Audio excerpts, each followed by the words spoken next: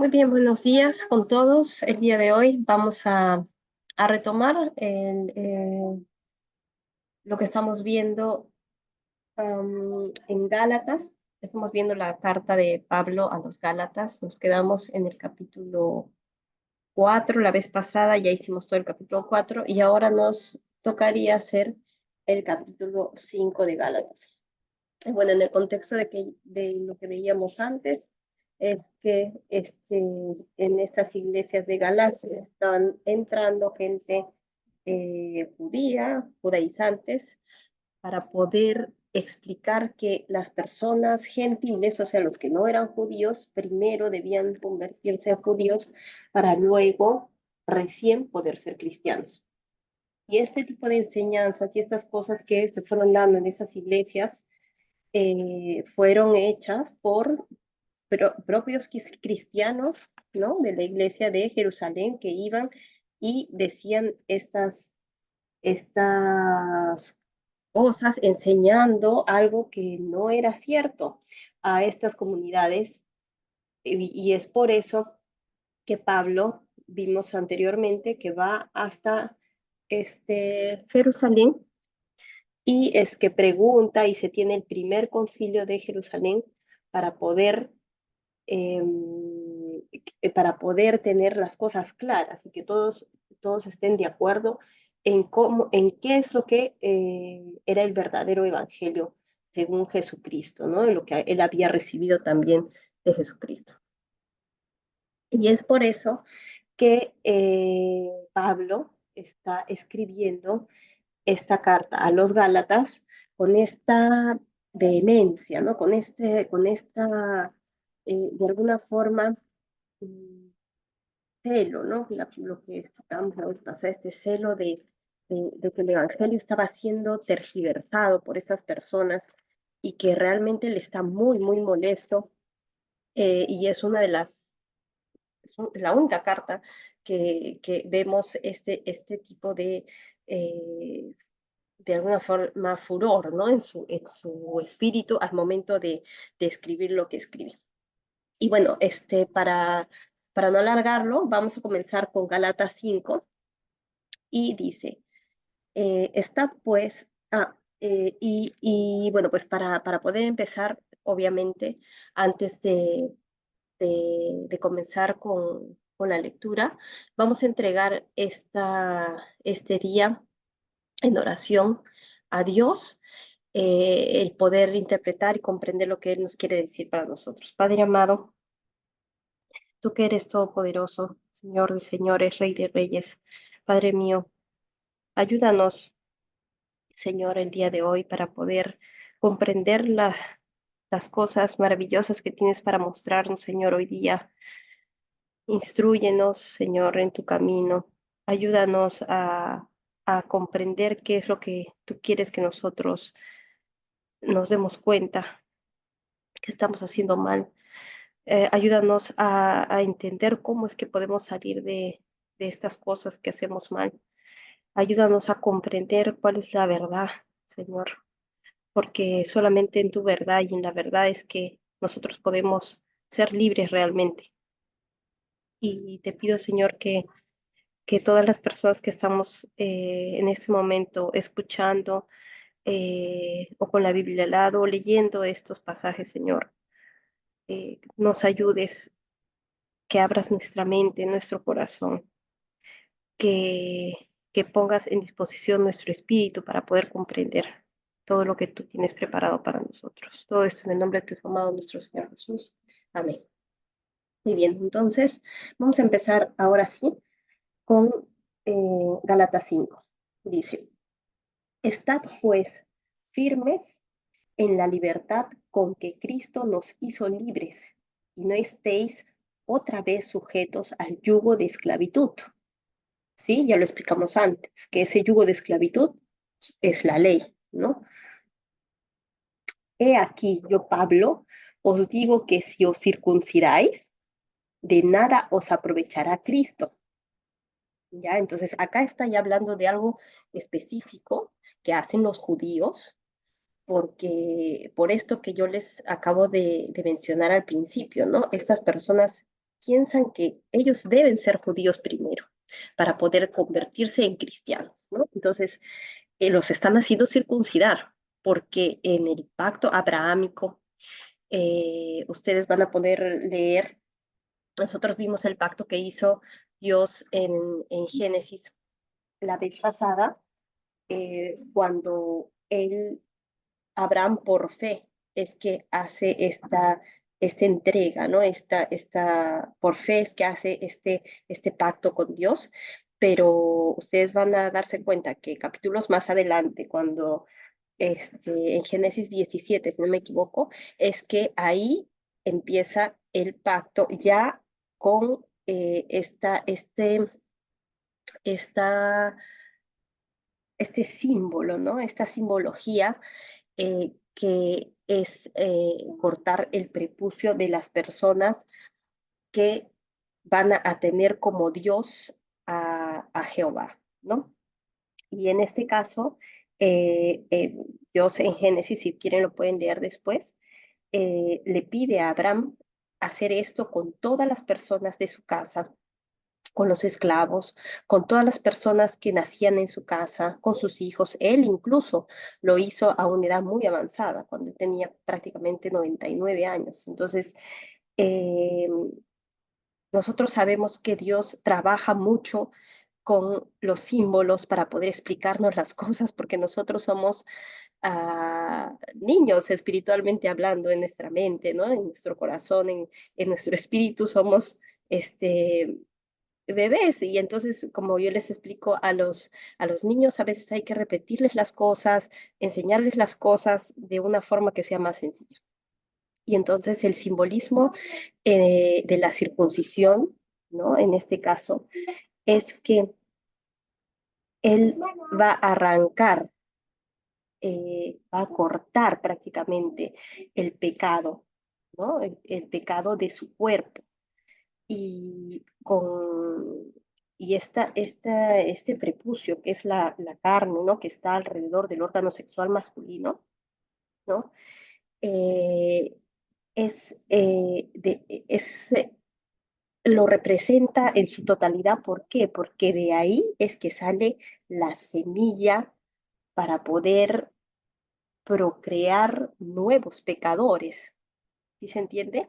Entonces, esta simbología en la que este órgano sexual produce una semilla, la simiente, por eso viene la palabra semen, ¿no? Esa semilla de procreación y que procrea nuevos pecadores, ¿no? Entonces es un símbolo de, al cortar eso, de que ahora tú estás reservado para Dios, ¿no? Esa es la simbología del judío, ¿no? Que ahora este es tu Dios, ya nada carnal, ¿no? Y eso lo vamos a ver más adelante, porque después Pablo explica algunas cosas con respecto a esto y a la carne, ¿no? Y ahora les explico un poco de lo que es la circuncisión, por qué se representa así en los judíos. Y, y hay la contraposición de esta simiente de la que hablaba Pablo, que es completamente la promesa de esa simiente ya está cumplida en Jesucristo, ¿no? Lo vimos en capítulos anteriores. En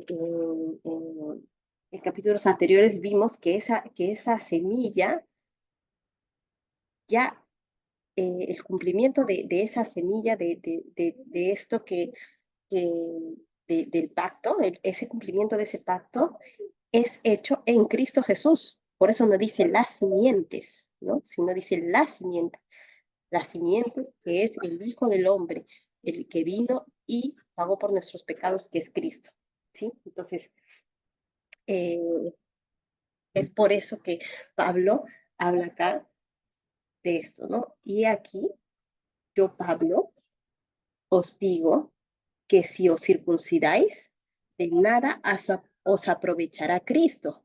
Claro, porque Él ya vino, ya lo pagó, ya no necesitas hacer eso para que Dios sea tu Dios, solamente lo tienes que aceptar con tu corazón, ¿no? Y dice, y otra vez testifico a todo hombre que se circuncida, que está obligado a guardar toda la ley. O sea, qué le está diciendo acá a las personas que están circuncidándose? Si tú crees que eso, ese mandato, te va a salvar y tienes la necesidad de cumplir eso para ganar la salvación, vas a tener que cumplir toda la ley, porque se contrapone completamente a la fe, ¿no? Porque si tú realmente piensas que puedes lograr algo haciendo cualquier cosa para poder ganar la salvación, estás equivocado. O sea, no es 99% fe, 1% circuncisión, no, es 100%, es todo por el todo, ¿no? Entonces, por eso él dice esto, si tú te estás circuncidando es porque piensas que no puedes ganar la salvación por fe, porque tienes que hacer algo para ganarla, ¿no? Y si lo estás haciendo de esa manera, entonces cumple toda la ley. Es lógico su razonamiento aquí a Pablo, ¿no? Y dice, versículo 4, de Cristo os desligasteis los que por la ley os justificáis, de la gracia habéis caído. Y eso es importante porque eh, es lo que yo les estoy explicando, ¿no? En su razonamiento, si tú piensas que algo puede salvarte, que no sea la fe, estás fuera de la gracia, ¿no? Y eso, por favor, no quiere decir que uno pierde la salvación. O sea, si tú has creído con todo tu corazón que esto, que lo que ha hecho Cristo en la cruz ha pagado tus pecados y tú por eso eres salvo, y realmente lo crees y lo piensas y lo aceptas en tu corazón y estás arrepentido de la transgresión que tienes contra Dios y que vas a rendirte a Él y realmente eres tu Dios, entonces no tienes nada que hacer, nada, absolutamente nada que hacer, ¿no? Entonces, eso es lo que le está diciendo aquí Pablo, para la salvación. ¿No? Ahorita vamos a ver otras cosas que son que es distinto, porque una cosa es que tú seas salvo y otra cosa distinta es que tú quieras agradar a Dios. Normalmente cuando eres salvo y has recibido esto, tú quieres agradar a tu Dios, ¿no? Al Dios Todopoderoso que te ha salvado y vas a hacer por eso las obras, los frutos, las cosas que te demande hacer el Espíritu, ¿no? Y eso vamos a ver ahora. Versículo 5, pues nosotros, por el Espíritu, aguardamos por la fe la esperanza de la justicia, ¿sí? Porque en Cristo Jesús ni la circuncisión vale algo, ni la incircuncisión, sino la fe que obra por el amor. Entonces nosotros obramos por el amor. Vosotros corríais bien, les dice a ellos, ¿no? A los Gálatas. Ustedes estaban haciéndolo bien. ¿Qué es lo que pasó? ¿Quién os estorbó para no obedecer a la verdad? ¿No? Él les está preguntando, ¿quién ha sido? Esta persuasión no procede de aquel que os llama, no procede de Dios. Un poco de levadura leuda toda la masa. Lo vimos antes también. Si tú le pones un poquito de levadura a la masa, eso se hincha, ¿no? Es como en el pan. Tú le echas levadura y se hincha la masa. Y muchas veces en la Biblia la levadura, el pecado es representado por la levadura, porque un poquito de pecado te invalida todo, ¿no? Y un poquito de mala doctrina puede hacer que, que en tu comunidad, por ejemplo, estas personas se puedan echar a perder. Entonces, ten mucho cuidado si es que estás enseñando algo que no es, ¿sí? Porque puedes estar transgrediendo esto.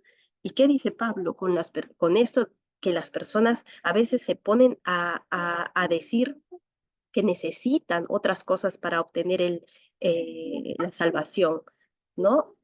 es como decir, no sé, tú necesitas si quieres irte al cielo, necesitas esta estampita, colgártela en el pecho, ¿no? Necesitas, no sé, ir por lo menos una vez a ver al santo en tal sitio.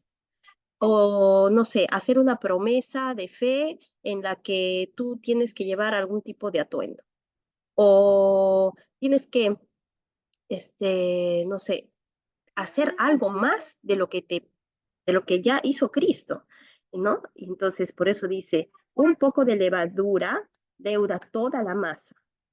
Dice, versículo 10, yo confío respecto de vosotros en el Señor, que no pensaréis de otro modo, mas el que os perturba llevará la sentencia quien quiera que sea, ¿sí? Porque él ya lo dijo antes, quien haya hecho eso sea anatema, quien haya dicho otra cosa de la que no es, sea maldito, ¿no? Y yo, versículo 11, y yo, hermanos, si aún predico, allá, esta parte, Miriam, y yo, hermanos, si aún predico la circuncisión, ¿por qué padezco persecución todavía? Él parece aquí que él está respondiendo a una acusación, ¿se dan cuenta? O sea, no es que él predica la circuncisión, es que él está respondiendo a una acusación. Es como si alguien hubiera dicho, pero Pablo, también circuncida con los que va, ¿no? ¿Sí? Entonces, él también lo hace, también demanda circuncisión. Entonces, él ha escuchado esto, ¿no? Y yo, hermanos, si aún predico la circuncisión, les está preguntando, ¿por qué padezco persecución todavía? O sea, ¿por qué soy perseguido todavía si supuestamente eh, predico eso y los judíos están en contra, o sea, estos judaizantes están como en contra mío, ¿no? En tal caso, sea, en tal caso se ha quitado el tropiezo de la cruz, dice, ¿no? Ojalá. Pero miren estos signos de admiración, ¿no? Ojalá se mutilasen los que os perturban. O sea, ¿qué les está diciendo? En términos de ahora, ¿no? Prácticamente Pablo les está diciendo, sí, quieren que se circunciden, ojalá ellos se castraran, ¿no? Es una forma de edad, ¿no? De, de, de decir cómo es posible que esto lo digan, ¿no? En este furor que está ahorita Pablo, ¿no? Porque vosotros, hermanos, a libertad fuisteis llamados, solamente que no uséis la libertad como ocasión para la carne, sino servíos por amor los unos a los otros. Dice, versículo 14, porque toda la ley en esta sola palabra se cumple. Amarás a tu prójimo como a ti mismo. Amarás a tu prójimo como a ti mismo. Pero si os mordéis y os coméis unos a otros, mirad que también no os consumáis unos a otros. ¿Sí? Y acá vamos a entrar a una parte que Pablo va a empezar a explicar cómo es que tú puedes evidenciar que realmente estás en el espíritu. O sea, de qué manera es que tú actúas si no tienes ley, ¿no? Porque es más fácil tener una ley que te diga, no haces eso, no haces eso, no haces eso, esto es así, cumples todo o intentas cumplir porque al final no se puede y es más, no sé, es como que lo tienes más claro, ¿no? Humanamente. Y acá Pablo nos va a explicar cómo es que se da, cómo es que el espíritu hace esto, ¿no? Cómo es que nosotros podemos identificar, ¿no? Cómo se evidencian estos,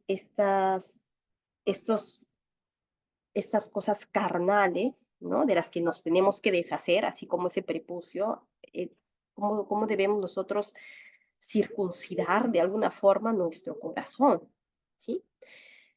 Y acá vamos a ver, versículo 16, dice, digo pues, primero lo voy a leer todo, ¿ya? Este, hasta el versículo del 16 al 22, y de ahí vamos a ir eh, por partes viendo qué es lo que significa para tener una idea primero general. Digo pues, andad en el espíritu y no satisfagáis los deseos de la carne, porque el deseo de la carne es contra el espíritu y el del espíritu es contra la carne. Y estos se oponen entre sí para que no hagáis lo que quisierais. Pero si sois guiados por el espíritu, no estás bajo la ley. Y manifiestas son las obras de la carne, que son, miren, acá las va a nombrar, ¿cuáles son esas obras de la carne? Adulterio, fornicación, inmundicia, lascivia, idolatría, hechicerías, enemistades, pleitos, celos, iras, contiendas, disensiones, herejías, envidias, homicidios, borracheras, orgías y cosas semejantes a estas, acerca de las cuales os amonesto, como ya os lo he dicho antes, que los que practican tales cosas no heredarán el reino de Dios. Y ahora vamos a ver cómo es que esto vamos a aplicarlo, porque necesitamos nosotros ver esto por partes, ¿sí? Entonces, acá nosotros vamos a ver que Pablo está hablando de las obras de la carne, ¿no? De los deseos de la carne, que se contraponen al espíritu, ¿no? ¿Por qué se contraponen al espíritu? Porque nuestra carne, nuestra carnalidad está maldita por el pecado. Entonces, esa maldición, esa condición humana que aún no ha sido redimida porque tenemos el pecado en nuestra naturaleza, ¿sí? Eh, puede ser representado, puede evidenciarse estos pecados en la carne de muchas maneras. Vamos a ir por partes porque la parte, hay por lo menos unas tres partes que menciona acá en grupos, Pablo, que yo he podido identificar, no sé si habrá más, pero yo pienso que él ha nombrado la parte física, ¿no? O sea, los pecados de la carne, que son en el cuerpo, en la parte física. Hay otra parte que es en la mente, ¿no? En la mente. Eh, y otros pecados que son en las emociones, ¿sí? Y todas están relacionadas, todas esas tres cosas, la parte física que nos hace a nosotros como humanos, es la parte física, mental, emocional, ¿no? Eh, física, mental y emocional, ¿no? Y esto está muy relacionado y las tres cosas tienen mucho que ver con la voluntad, ¿sí? O sea, la voluntad de nosotros hacer esas cosas que, que, que carnalmente podemos hacer físicamente, con nuestra mente, con nuestras emociones. La única forma de que hagamos esto, hagamos alguno de estos pecados que vamos a ver a continuación, es por voluntad propia, ¿sí? O sea, no es que alguien nos está coaccionando a hacerlo, no. Siempre hay una decisión personal que se toma cuando uno va a hacer alguno de estos pecados y que vamos a verlos a continuación porque están bien definidos y obvio que no es exhaustiva la lista porque no menciona a todos, pero dice y cosas semejantes, así es que podemos nosotros imaginar cosas semejantes a las que vamos a hablar el día de hoy para poder entender un poco a qué se refiere. Muy bien, entonces en la carne nosotros tenemos que Físicamente habla Pablo, en primer lugar, del adulterio, ¿sí? Versículo 19. Y manifiestas son las obras de la carne, que son adulterio. Vamos a ver el adulterio.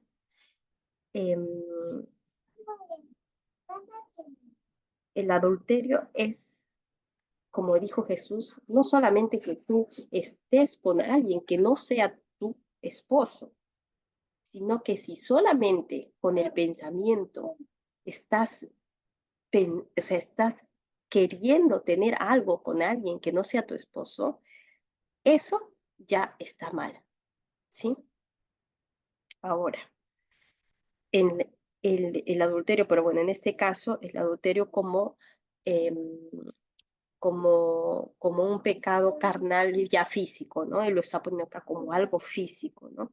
El adulterio, la fornicación, ¿ya? La fornicación tiene en griego, la palabra griega significa, se dice porneia, ¿ya? De la que viene la palabra pornografía, ¿sí?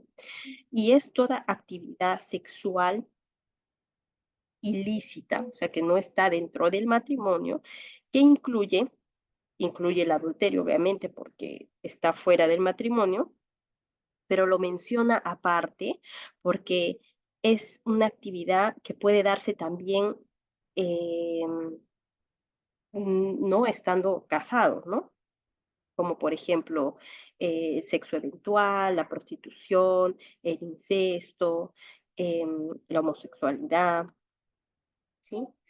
Otra cosa es la inmundicia, ¿sí? La inmundicia, dice, ¿no? Adulterio, fornicación, inmundicia. Y otra vez vemos acá cómo es que esta palabra tiene que ver con esta parte carnal, ¿no? Sexo, por ejemplo, con animales, zoofilia, con niños, ¿no? Una cosa, algo que sea inmundo, pues, ¿no? Eh, Luego tenemos la lascivia, ¿no? Que es en general es una conducta excesiva, ¿ya? Ya sea que sea en el ámbito sexual o como nosotros la conocemos en el ámbito sexual, pero también puede ser cualquier otra pasión desenfrenada, ¿sí? Como la gula, las drogas, algo que no puedes controlar, ¿no? Incluso los juegos de video o algo de esto, ¿no? Pero que no puedes controlar con tu cuerpo, ¿sí? O sea, con tu parte física. Después viene, por ejemplo, versículo 20, la idolatría, hechicerías, ¿no? Enemistades. Entonces acá vemos la hechicería, la idolatría, todo esto trabaja con la mente, ¿no?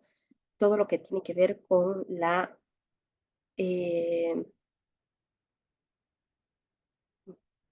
todo lo que tiene que ver con eh, la parte mental, no, ya no el pecado en el que tú puedes carnalmente manifestar algo, sino en tu mente. ¿Cómo así?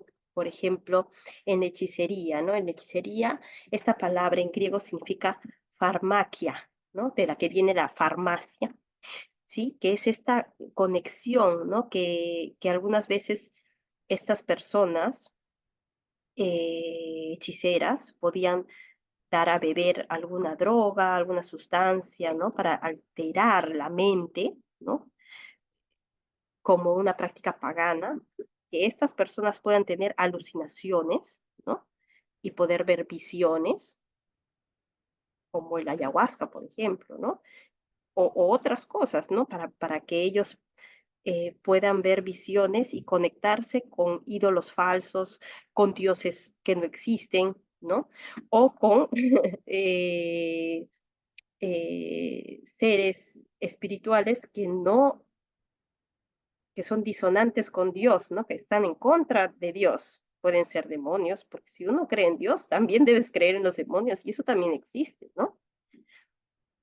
Trabajan y estas personas que practican, por ejemplo, acá habla del ocultismo, la brujería, la magia, ¿no? Trabajan y conocen y engañan a la mente, ¿no? Y esto es importante. Yo recuerdo una vez eh, cuando este, era médico en Perú, eh, había un paciente hospitalizado que hacía estas cosas. Él era un hechicero, ¿sí? Un hechicero, un chamán, se le dice allá. Y él tenía cirrosis, ¿sí? Estaba ya teniendo un proceso de cirrosis en el hospital. Y yo me acercaba y hablaba con él, ¿no? Porque quería entender cuál era, o sea, cómo es que él hacía estas cosas, ¿no? Y al final, él me dijo, me puso un ejemplo y me dijo, mire, si yo estoy con una persona que es mi paciente, él trataba a las personas que iban a verlo como pacientes. Si esta persona que es mi paciente tiene alguna angustia, algún tema de que, no sé, de dinero o mala suerte, y de pronto pasa mi gato negro que está por ahí y yo le digo, mira, ese gato es negro y el negro se absorbe el mal, entonces ya se ha llevado tu mala suerte.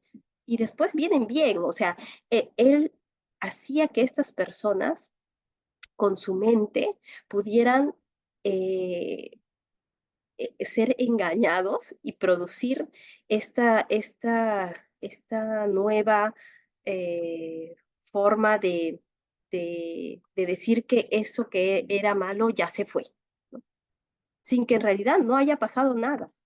Y lo mismo es con el cuy, con el huevo, porque ellos le echan sustancias, ¿no? Algún polvito por ahí que haga espumita, no sé, agua oxigenada sin que te des cuenta, y la espuma por ahí, y el hígado, y estás mal de esto y del otro, ¿no? Y entonces es un engaño la mente, ¿sí? Y por eso también habla Pablo acá de, por ejemplo, las borracheras, ¿no? Que es un estado en que tu mente no te deja pensar, ¿no? No te deja pensar adecuadamente. Puedes cometer muchos pecados estando bajo los efectos del alcohol o de alguna droga, ¿no? ¿No? Y también habla de las orgías, ¿no? Que en este tiempo se daba para complacer a otro tipo de dioses, ¿no? Ustedes pueden ver, por ejemplo, en los romanos, cómo es que estas personas bebían al punto de, bebían al punto de tener vomitorios, ¿no? Para poder vomitar y comían y bebían al punto de tener estos vomitorios para poder vomitar y poder volver a beber, ¿no? Y estar en ese estado en el que este, era un descontrol, desenfreno de tu cuerpo, de tu mente, de tu espíritu, y esto prácticamente era como una especie de ofrenda, ¿no? Que se entregaba eh, como una forma de ofrenda hacia este Dios que ellos estaban, eh, al que estaban rendiendo honor de esta manera, ¿no?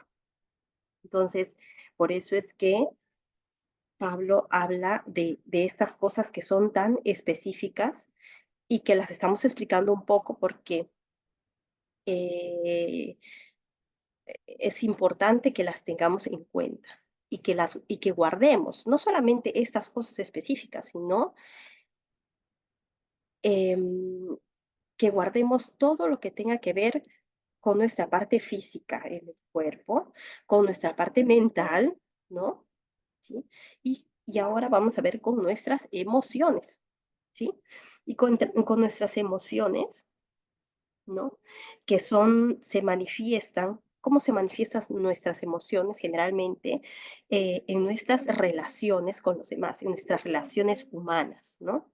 Por ejemplo, él habla sobre enemistades, ¿no? Que es lo contrario a ser un buen amigo. Eso está mal. Un cristiano no puede hacer eso, ¿sí? Pleitos, contiendas, ¿no? Personas que siempre están peleando con todos porque no puedes controlar tu odio, ¿sí?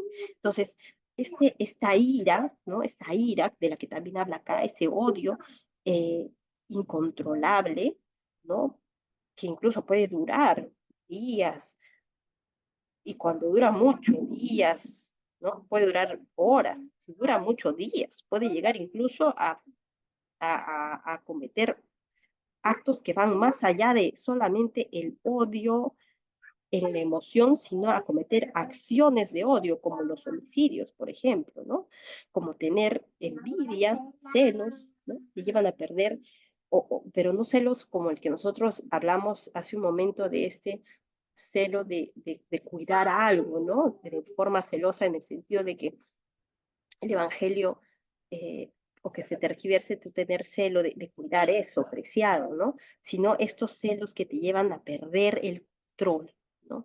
Y, y estas cosas, de lo que está hablando Pablo aquí, son de la parte de nuestro cuerpo que te lleva a perder el control. O sea, la parte física que te lleva a perder el control, en la que está puesta tu voluntad, la parte mental que te lleva a perder el control, ¿no? Te lleva a salir del control de Dios, sino que tú mismo haces en tu mente, en lo que tú quieras creer, que puedes hacerlo solo por voluntad, ¿sí? Propia. En las emociones, ¿no? En las emociones de, de esto que hablamos, ¿no? Y de lo que nos dice Pablo acá, que lo hacemos, ¿no? Por voluntad. En todas estas cosas está la voluntad. ¿Y qué es la voluntad? Es una decisión. O sea, tú puedes o no puedes hacer algo. Y tú decides hacerlo o no hacerlo, ¿sí? Y esto es algo que nosotros tenemos que trabajar. Desde niños, si ustedes tienen hijos, la voluntad es algo que tenemos que trabajar con los niños desde siempre, ¿sí? No sé si de repente la voluntad puede ser trabajada junto con la disciplina, pienso que es algo que es importante, pero también siento que puede ser trabajada con la moderación. Y bueno, de alguna forma llevar esto a que no salgamos del control, ¿no? En la carnalidad que tenemos, ¿sí? Y dice, versículo, y cosas semejantes a estas, y cosas semejantes a estas. De repente, por ejemplo, físicamente, sí, no lo dice acá, pero puede ser algo que esté agobiando tu vida, ¿no? Por ejemplo, no sé, masturbarte o hacer algo físico, ¿no? Que esté perturbando y que no puedas controlar, ¿no? Comer, por ejemplo, ¿no? O mentalmente hablando, ¿no? Estás con los juegos de video todo el tiempo pensando en esto, con el TikTok, con el Facebook, con esto que están ahí, ¿no? Y que no puedes controlar, ¿sí? O sea, perdiste el control, perdiste la voluntad de decidir, ¿no? Eh, y otra palabra importante que dice Pablo acá es que, como ya os lo he dicho antes, que los que practican tales cosas, y aquí está la clave, que los que practican tales cosas no heredarán el reino de Dios. La práctica se refiere esta palabra a una acción continua y habitual, ¿sí? Por eso es que la voluntad está metida ahí y es importante que que estas palabras que dice Pablo sean bien entendidas en el sentido de que sea una práctica, ¿no? Nosotros sabemos que como creyentes sí podemos cometer estos pecados. Es, es obvio porque estamos en este cuerpo ahora, carnal, ¿no? Pero la práctica es algo que se define por esta acción continua, sin arrepentimiento, sin interrupción. ¿Sí? Estas personas que hacen esto no pertenecen a Dios y no heredarán el reino de Dios. ¿Sí? Eso no quiere decir que una persona que haya hecho esto no pueda ser perdonada por Dios. Es otra cosa distinta. ¿Ah? Se refiere a que si tú has entregado tu vida a Cristo, a Dios, sabes que Dios es el Señor, sabes que Él ha pagado por tus pecados y realmente eres salvo, no puedes practicar estas cosas porque lo más probable es que no seas salvo. No es que pierdas tu salvación, es que nunca lo fuiste. ¿Entiendes? Entonces, es importante que nosotros nos preguntemos y seamos sinceros en esto, porque uno puede entender la salvación solamente con su cabeza. Puedes entender que Cristo sí vino, te salvó, has ido a la iglesia todos estos años, ya de adulto puedes entender, ¿no? Esto, en las ceremonias que has podido ver, en las misas, en los cultos, en lo que te hayan instruido, puedes entender de alguna forma el simbolismo de lo que representa Cristo en la cruz y el perdón de tus pecados después de todo lo que hemos visto hasta ahora. Pero realmente en tu corazón te has circuncidado, realmente en tu corazón has muerto a esto, realmente has dejado que, que, que el Espíritu Santo more en ti, ¿sí? Entonces, si no lo puedes hacer, si no estás haciendo, si estás practicando alguna de estas cosas, te vas a dar cuenta que probablemente no has recibido la salvación, ¿sí? Y vamos a ver ahora,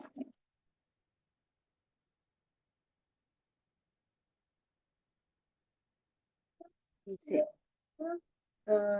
que los que practican tales cosas no heredarán el reino de Dios. ¿Sí? Este heredarán el reino de Dios, ya sabemos que es la salvación, o sea, la salvación. ¿Sí? Dice, versículo 22, mas el fruto del Espíritu, vamos a ver ahora los frutos del Espíritu, es, voy a leerlo todo hasta el final y de ahí igualito lo vamos a hacer por partes, ¿sí? Entonces, tenemos las obras de la carne, que ya las hemos visto. Ahora vamos a ver los frutos del Espíritu. Mas el fruto del Espíritu es amor, gozo, paz, paciencia, benignidad, bondad, fe, mansedumbre, templanza. Contra tales cosas no hay ley, pero los que son de Cristo han crucificado la carne con sus pasiones y deseos. Si vivimos por el Espíritu, andemos también por el Espíritu. No nos hagamos vanagloriosos, irritándonos unos a otros, envidiándonos unos a otros. ¿Sí? Entonces, de eso está hablando Pablo aquí. Está diciendo, saca circuncídate, pero no en el cuerpo. No te aproveches, sino en el corazón. Saca estas cosas de la carne de tu vida. Y así vas a poder entregar realmente tu vida a Cristo, ¿sí? Y en contraposición, Él va a poner cómo es que el Espíritu puede manifestarse en tu vida y de qué maneras puede hacer eso. Eso lo vamos a ver acá. Primero, actitudes que caracterizan a los que están, ¿no? ¿Cómo se evidencia el Espíritu de Dios en una persona creyente, en una persona que ha sido que es salva? Son actitudes que caracterizan a los que están unidos al Espíritu de Dios. Porque ahora yo he muerto en la carne, ¿sí?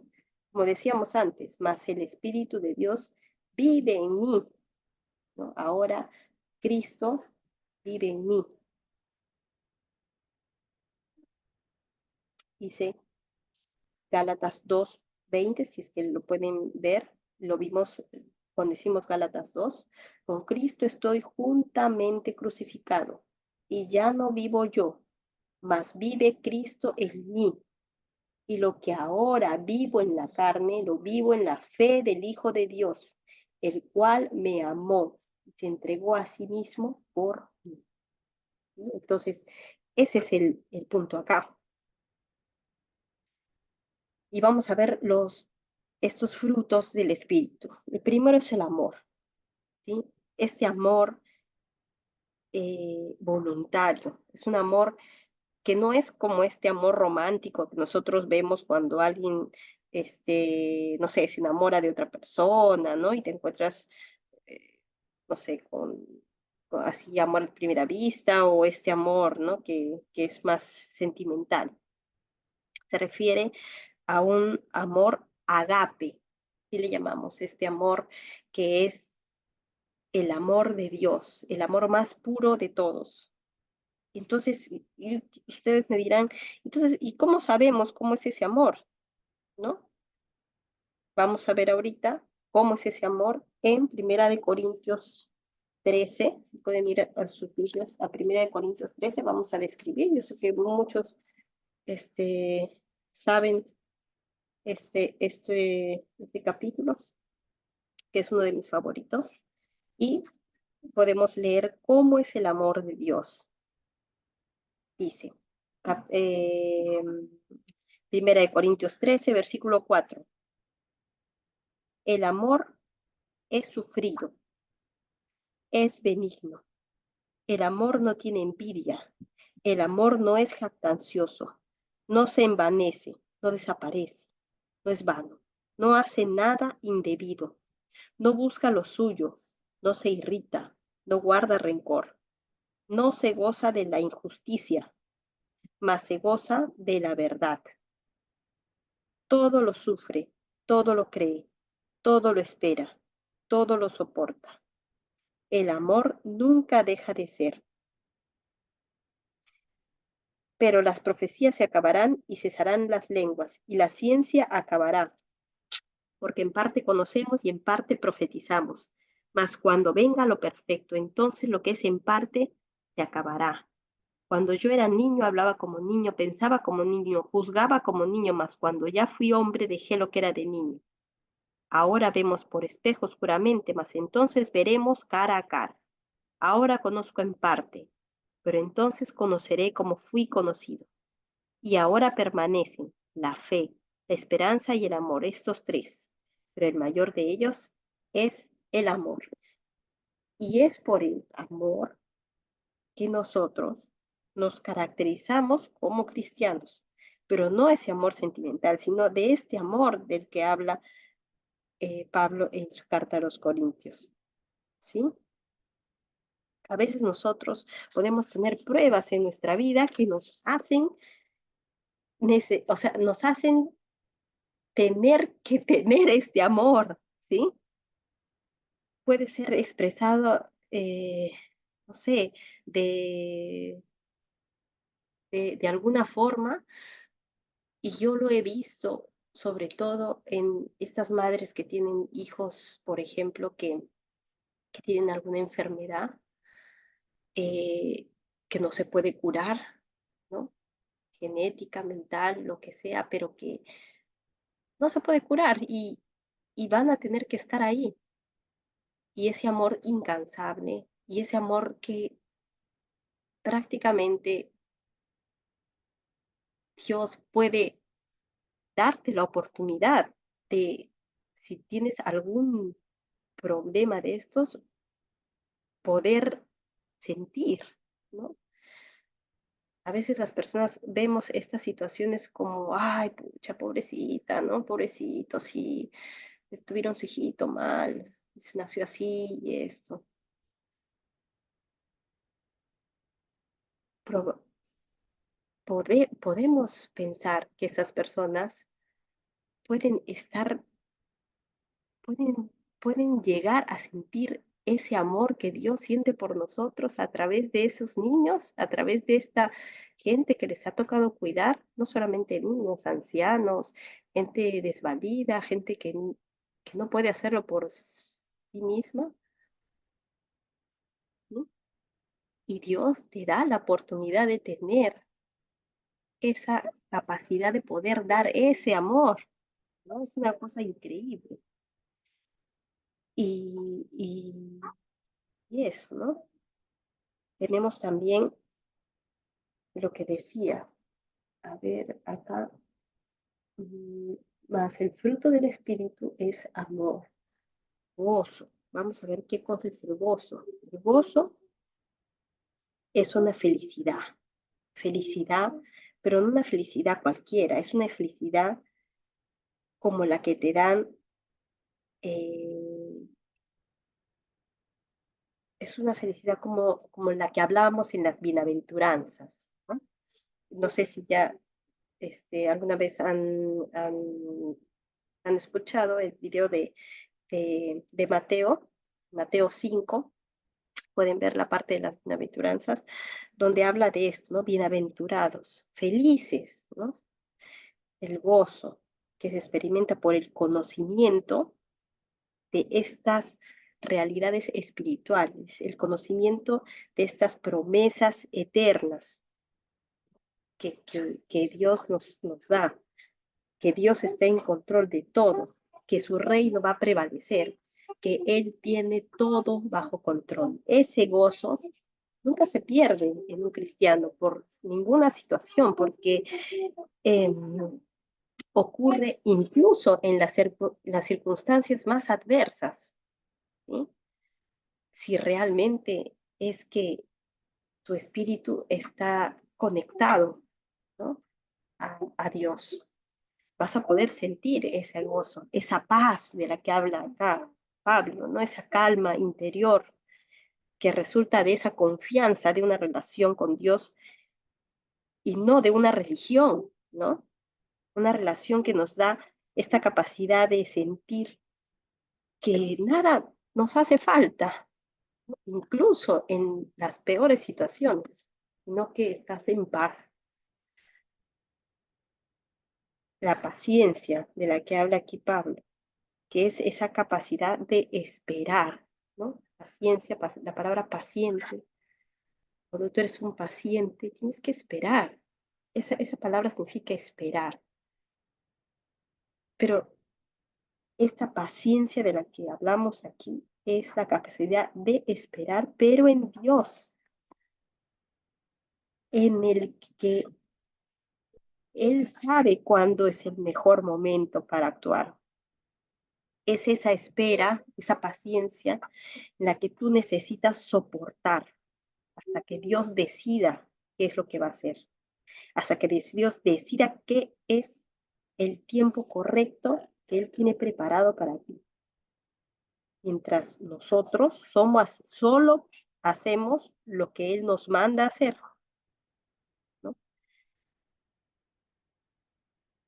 Sin tomar en nuestras manos cosas que nosotros podríamos eh, querer hacer para acelerar el proceso, como lo que hicieron, por ejemplo, Abraham y Sara, ¿no? Ya, no viene, no va, y ya, y la promesa, y esto, ya, toma mi esclava Ismael. Y nació un hijo que no debía, o sea, no era lo que Dios había preparado, ¿no? Y entonces nosotros a veces somos así y nosotros tenemos que esperar esta paciencia de soportar que Dios ah, al final tiene un propósito para todo lo que hace. Nosotros solo podemos tener paciencia, pero no esperar eh, en Dios y sin hacer nada, ¿no? No, no, esperar obedientemente, haciendo lo que tienes que hacer. Luego habla de la benignidad, ¿no? Que es ese interés sincero por los demás, que se refleja en un trato amable, ¿no? En cómo es que tú tratas con las personas de una forma, en una acción de bondad, ¿no? Así como Cristo lo hizo con todas las personas, no solamente con los judíos, ¿no? Lo hizo con los pecadores, con todos, incluso con las personas que hacían estas cosas carnales, incluso con las personas que practicaban estas cosas. Él fue amable con ellos. Y nosotros debemos ser amables con las personas, incluso que practican estas cosas, porque tú no sabes si alguna de esas personas está llamada a ser hijo de Dios en algún momento, ¿sí? Entonces, estas personas que practican tales cosas, para nosotros los cristianos, no deben ser, eh, vamos a ponerlo así, excluidas del Evangelio. Nunca, jamás. Nosotros debemos recibirlas con amor, así como lo hizo Jesús, para explicarles, para que puedan abrir sus ojos, para que puedan abrir su espíritu, su corazón. Si alguno de nosotros, como yo he estado en algún momento en alguna de estas cosas, podemos abrir nuestros ojos y ver a Cristo en nuestra vida. En algún momento se puede, porque todos somos pecadores, todos tenemos esa naturaleza, nadie se salva, nadie. Luego viene, ah, habla sobre la bondad, ¿no? Sobre la bondad que se manifiesta en esta iniciativa, ¿no? Para actuar con benevolencia, para dar ejemplo a los demás, ¿sí? Con la fe, que en este sentido no es esta palabra de fe genuina, sino se refiere a fidelidad, ¿sí? A esta fidelidad de que tú seas una persona en la que alguien puede confiar, ¿no? Que seas alguien confiable, una persona leal, ¿no? Una persona digna de confianza en nuestro actuar, que la gente sepa y que tú puedas reflejar eso eh, en tu vida, ¿no? Luego habla sobre mansedumbre, mansedumbre en el sentido de que nosotros estamos sujetos a Dios, sujetos a a, a su persona, ¿no?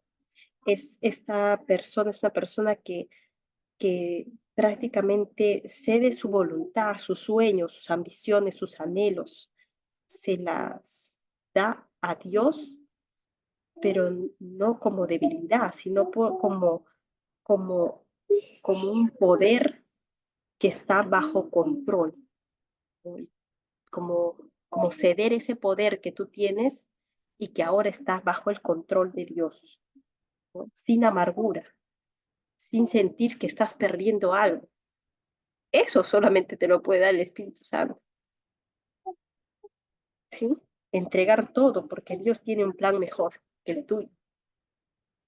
Y la templanza, que es el dominio propio, en la que hay, en la que tú puedes restringir estas pasiones, estos apetitos de la carne. Eso te lo va a dar el Espíritu Santo. Si tú le pides a Cristo que entre en tu vida hoy,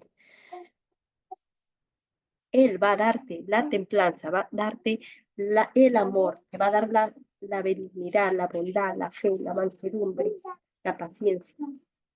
Tú vas a poder tener estas armas y vas a poder combatir esta carne. Pero si tú piensas que puedes hacerlo solo, que, que eres autosuficiente, no lo vas a poder hacer nunca, porque siempre la carne te va a vencer. Entonces, por eso acá al final Pablo dice, templanza contra tan, dice versículo 25, si vivimos por el Espíritu, andemos también por el Espíritu. No nos hagamos vanagloriosos, irritándonos unos a otros, envidiándonos unos a otros. ¿Sí? Entonces no hay ley, ¿no? Porque si andamos en el Espíritu de Dios, teniendo estos frutos y manifestamos estos frutos, entonces no necesitas una ley externa, para producir estas actitudes, ¿no? Lo único que necesitas es tener el Espíritu dentro tuyo y estar seguro que tienes las armas dentro del Espíritu de Dios que puedan hacer que estas cosas de las que hemos hablado, carnales, las puedas dejar de hacer, ¿sí? Y vas a tener en tu corazón ese fuego de ya no querer hacerlas, porque Él te estamos diciendo esto, se contrapone, ¿no? Al principio lo dice, nuestra carne se contrapone al espíritu. Entonces, si nosotros no vemos la necesidad de un Salvador, si nosotros no vemos que necesitamos realmente de alguien que nos salve de esto, de este mundo caído, de estas perversidades, de todas estas cosas, y entonces es por demás la cruz, es por demás Cristo, ¿no? Y si en tu mente piensas que eso es así, entonces aún estás alejado de poder conseguir la salvación. Pero si realmente piensas que no es suficiente, que tú no eres capaz por ti mismo de hacer estas cosas, que necesitas la ayuda de tu Creador, de Cristo, para poder enfrentar cualquiera de estas cosas de las que hemos hablado, pídele a Cristo que entre a tu corazón. Y Él lo va a hacer. Ese es el primer paso. Ah, no quiere decir que ahora eres cristiana, al día siguiente ya eres un santo. No, porque un cristiano, como te digo, puede ser que sea cristiano, un bebé espiritual, que siga siendo engañado. Pero ¿cuál es la diferencia entre un cristiano y una persona que no lo es? Que tú vas a poder sentir que lo que estás haciendo está transgrediendo a ese Dios todopoderoso que te ha dado la libertad, a ese Dios todopoderoso que te ha dado la salvación, que te ha dado todo. Y tú vas a luchar contra tu carne. Pero si no eres cristiano, si no has recibido a Cristo, si el Espíritu no es en ti, simplemente te vas a dejar guiar por tus pasiones, por tus emociones, por tus sentimientos, y así estarás hasta que necesites realmente de un Salvador. Muy bien, creo que eso es todo. Vamos a ver, vamos a orar. En la próxima semana ya acabamos Gálatas en el capítulo 6. Amado Padre, bendito Señor, te damos gracias, Padre mío, por todas tus bendiciones, Señor, porque podemos a través de tu palabra comprender cómo es que tú eres, Padre Santo, cómo es que tú puedes actuar en nosotros, Señor. Te pedimos que nos perdones si es que hay alguna cosa que nosotros no estamos haciendo bien, Padre mío. Te pedimos que nos perdones en nuestra carnalidad, en nuestra parte física, en nuestra mente, en nuestras emociones. Si es que hay algo que no estamos pudiendo controlar, acércanos más a ti, Señor. Muéstranos el camino, ayúdanos a entender, danos paciencia para poder esperar en ti, Señor, para poder soportar todas las cosas que estamos pasando, Padre mío. Si es que es tu voluntad que así sea y en tu infinita misericordia permites que tu plan perfecto se cumpla en nosotros, en nuestra familia, en nuestros hijos. Hazlo, Padre amado. Te damos gracias, Señor, en el nombre de tu Hijo amado, nuestro Señor Jesús. Amén.